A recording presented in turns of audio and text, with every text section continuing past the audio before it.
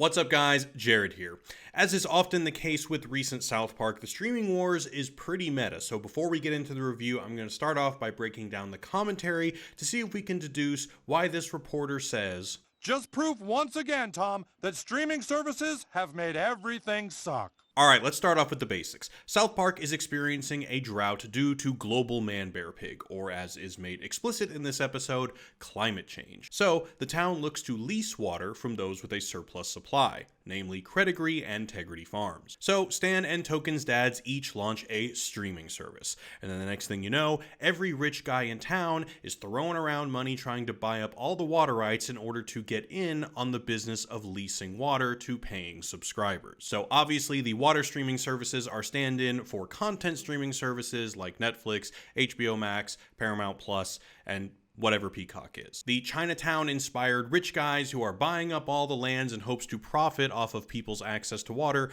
are akin to real-world investors attempting to do the same with another enormous market, entertainment. Token and Stan's paper boats that prove where the water is coming from represent the content on these platforms, and as is made pretty clear, Token and Stan's simple boats are a stand-in for South Park the show. The shoddiness of the boats are a clever dig at the crudeness of South Park's animation, which started out as just pieces of paper and cardboard and has not really evolved much past that sense. It's also possibly an indication of what Trey thinks about his recent work, but we'll get to that later. Token and Stan are grossly overpaid making these boats and are collecting huge checks from multiple competing services, not unlike Matt and Trey, who have made the biggest deals of their lives with multiple services including HBO Max and Paramount Plus, and if you consider international deals, Netflix as well. Now, what I find most clever about this is that the content doesn't even matter in this metaphor. The subscribers in South Park, they just need water. They're not actually paying for boats. They don't care about that. The boats are just a way to validate the streaming service, similar to how companies are shelling out insane amounts of money to attract widely recognized IP and top name talent without really caring about the quality of the output.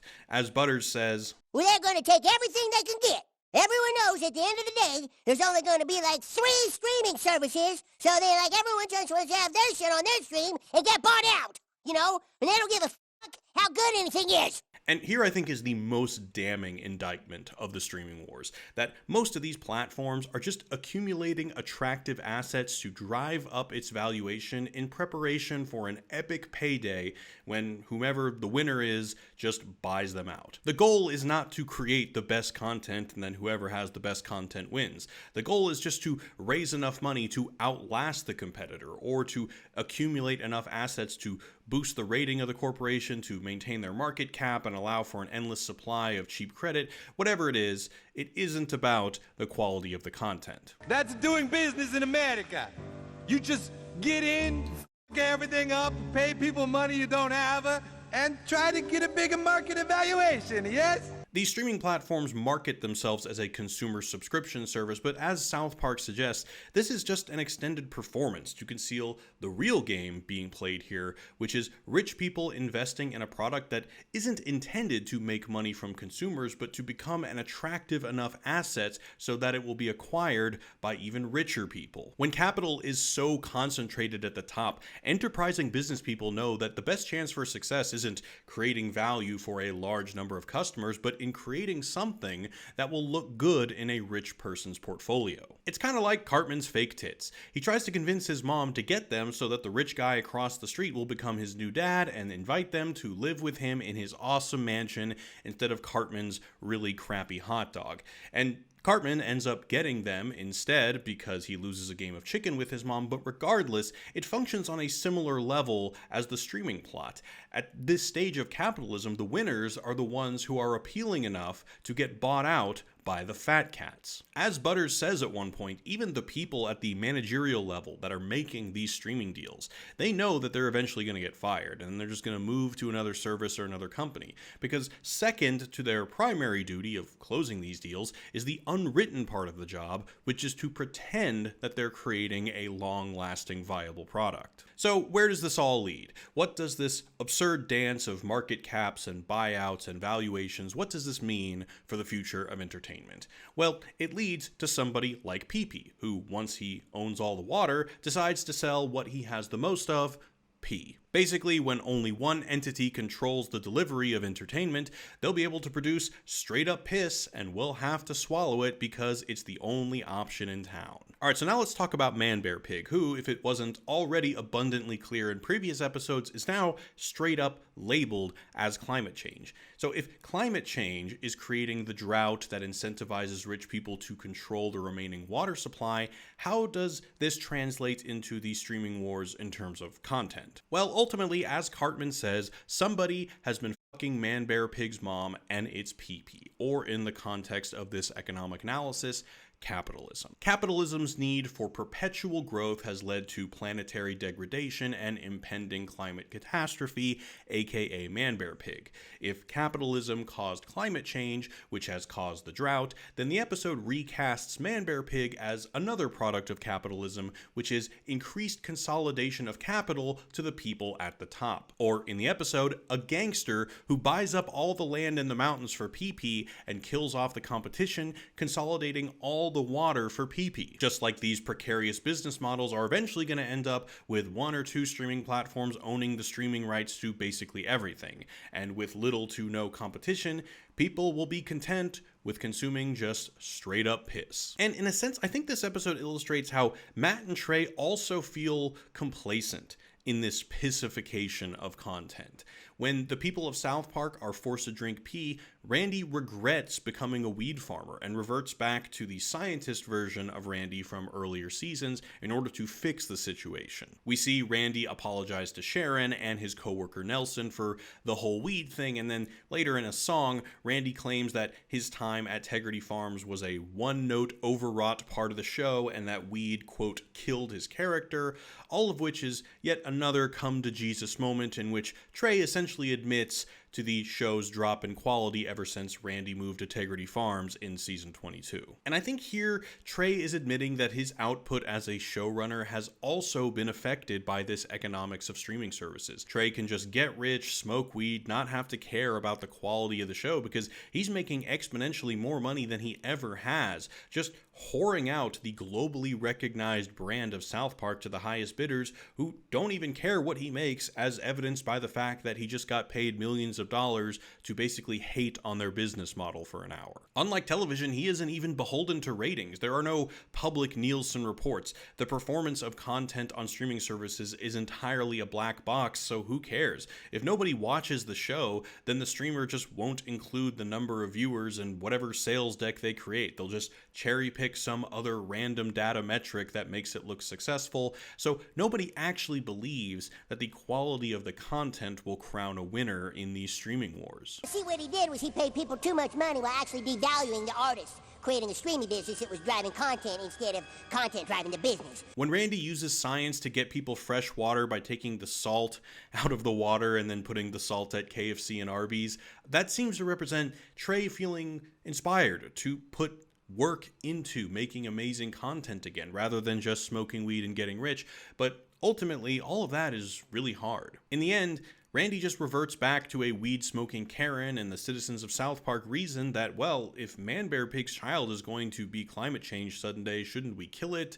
And then the kids say, well, maybe we should try to rehabilitate it. Shouldn't we do something to stop this? And then Randy basically says, yeah, well, that sounds really hard, but we've got enough water to last us a summer, so let's just smoke weed. And then the episode ends. As is always the case with South Park, we end on a cynical note. Maybe it's Trey not wanting to promise that he'll feel inspired again, or maybe it's just a resignation that no matter how well they've identified the problem of crappy streaming content, they don't exactly have the tools to fix it, and even if people aren't drinking piss now, that's still the direction that we're all headed in. So the episodes are quite dense and come up with some really clever ways to criticize the state of entertainment, but now let's talk about, well, how enjoyable are they? I suppose my biggest criticism is that although likening a drought in creativity that's due to a business model that doesn't incentivize quality to the actual drought of water in the American West, although that's insightful, I just don't think it's very funny. Compare that to the Crack Baby basketball episode, in which Matt and Trey compare college sports programs that profiteer off of unpaid student athletes. They compare that to broadcasting crack babies fighting over a ball of crack that the babies never get. The idea of an enormously profitable crack baby fight club association is